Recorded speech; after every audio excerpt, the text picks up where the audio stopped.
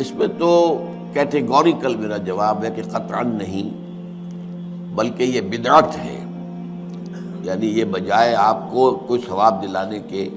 الٹا جو ہے آپ پر گرفت ہو جائے گی، ایسی کوئی چیز صحابہ سے ثابت نہیں ہے۔ اور ہمارا دین وہی ہے، ما انا علیہ واصحابی، رسول نے فرمایا جس چیز پر میرا عمل ہے اور میرے صحابہ کا ہے، دین تو اصل میں وہی ہے۔ جہاں تک ایصال ثواب کا تعلق ہے، اس میں ہمارے ہاں ذرا کافی مختلف آراء موجود ہیں۔ مجھے اس رائے سے اتفاق ہے کہ مالی اگر کوئی عبادت ہے اس کا ثواب آپ اپنے کسی فوت شدہ بزرگ کو منتقل کر سکتے ہیں۔ مطلب آپ نے کسی بیوہ کی کوئی مدد کی ہے، کسی یتیم کی کوئی مدد کی ہے، کسی دینی کام میں پیسہ لگایا ہے، کوئی صدقہ جاریہ شروع کیا ہے خدمت خلق کے لیے وغیرہ وغیرہ،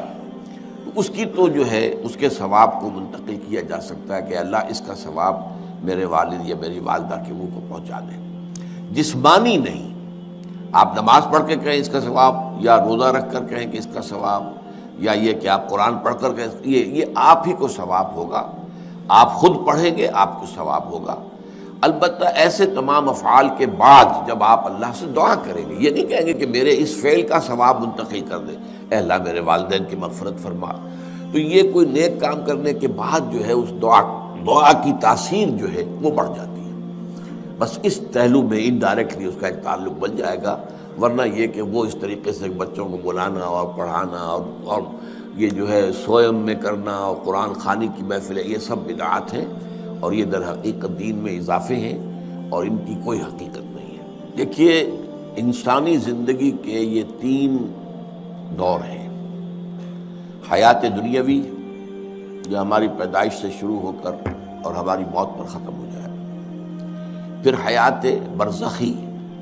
موت سے لے کر قیامت کے دن تک، اور پھر حیات اخروی ہے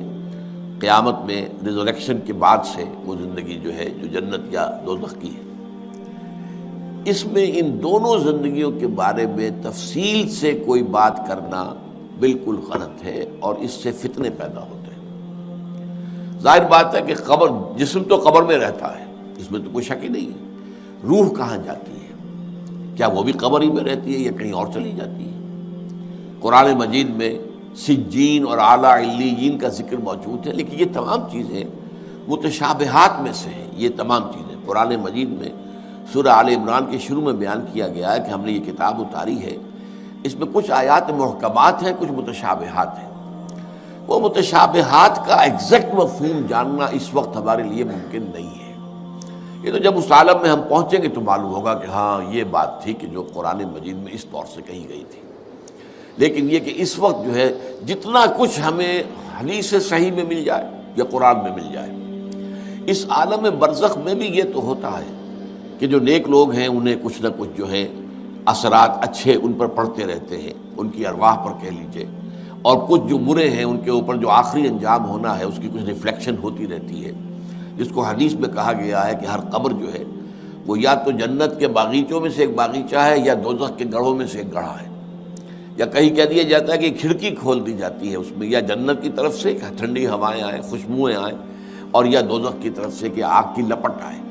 دوزخ میں داخل ہوں گے قیامت کے بعد ہی، اور جنت میں داخل ہوں گے قیامت کے بعد ہی، لیکن اس کے کچھ آثار پڑنے شروع ہو جاتے ہیں، وہ جس کو انگریزی میں آپ کہتے ہیں coming events cast their shadows before, بعد میں آنے والے واقعات جو ہیں ان کے کچھ سائے جو ہیں پہلے سے آنے شروع ہو جاتے ہیں۔ تو اسی طرح سمجھیے کہ جو کچھ آخرت میں کسی انسان کے ساتھ ہونا ہے اس کا ایک عکس جو ہے وہ عالم برزخ میں شروع ہو جاتا ہے۔ اسی لیے قرآن مجید میں یہ بھی آیا ہے کہ یہ جو آل فرعون تھے یہ صبح و شام جہنم پر پیش کیے جاتے ہیں، اور قیامت کے دن پھر کہہ دیا جائے